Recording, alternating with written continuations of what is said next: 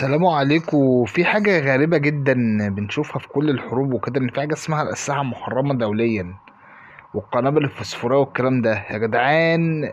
لو حد شاف فيديو تقريبا كانت طيارة اف 16 تقريبا بتتفتح وبتنزل القنابل الفسفورية دي تك تك تك ورا بعض كده. في واحدة كانت بتصور فلسطينية من وراها نزلت القنابل دي بتنزل تنشطر كده على الناس. في ناس ساحت وهي عايشة، الدود بياكل في إصاباتها بسبب القنابل دي. ده غير الدعم الغربي الغريب للي ما يتسموا. خلاص، هو للدرجة دي مفيش إنسانية؟